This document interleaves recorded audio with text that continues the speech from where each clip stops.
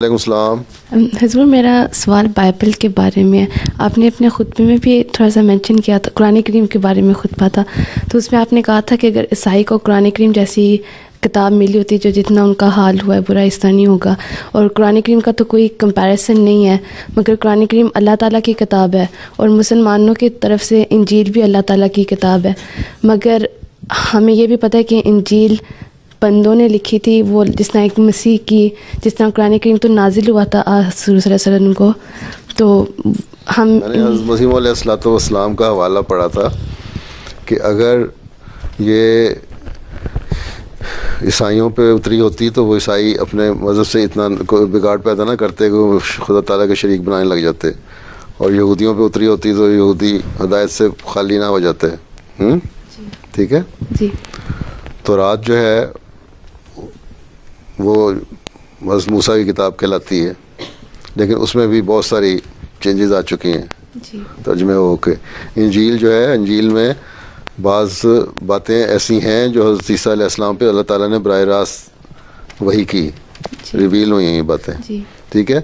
ان باتوں کو چھوڑ کے جو سچی ہیں، اس میں علاوہ بہت ساری باتیں بعد میں جو سینٹس پیدا ہوئے ہیں نا، سو کالڈ، انہوں نے ڈال دی ہیں. یعنی ہم ان باتوں کو نہیں مانتے، ہم باتوں کو نہیں مانتے. انجیل کی بعض سچائیوں کو مانتے ہیں. قرآن کریم بھی کہتا ہے اس میں بعض سچی باتیں ہیں، رات میں بھی، انجیل میں بھی، اور بعض ہوتے ہیں. لیکن حقیقت جو اب اصل چیز ہے، اس لیے قرآن کریم میں بعض واقعات بیان کیے ہوئے ہیں.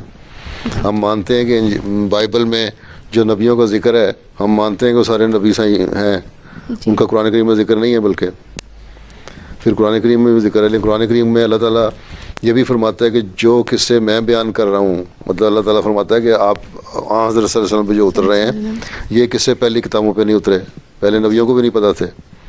ہیں حضرت یوسف کا واقعہ ہی ہے، انہوں نے بتایا نا، حضرت یوسف کا واقعہ جس طرح آتا ہے کہ کس طرح ان کو خواب آئی، انہوں نے یعقوب کو، اپنے والد کو بتایا کہ مجھے خواب آئی ہے، چاند اور ستارے مجھے سجدہ کر رہے ہیں اور اتنے لوگ ہیں.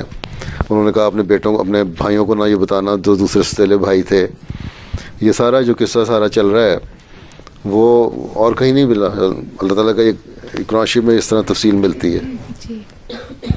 ٹھیک ہے. یعنی کہ جب ہم بائبل کو پڑھتے ہیں تو ہمیں سارا نہیں ماننا چاہیے جو صرف ہم ماننے کہ وہ چیزیں جن کی قرآن کریم تائید کرتا ہے، وہ چیزیں جو ہسٹوریکل ہیں، بعض ہیں جن کو ہم مانتے ہیں، قرآن شریف میں نہیں بھی ذکر، جو ہسٹری سے تعلق رکھتی ہیں، ان کو ہم مان لیتے ہیں.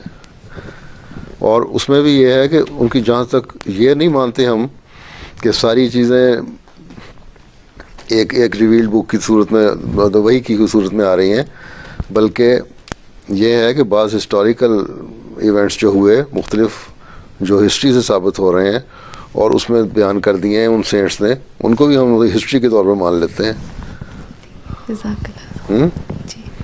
وہی کے طور پہ نہیں مان لیتے.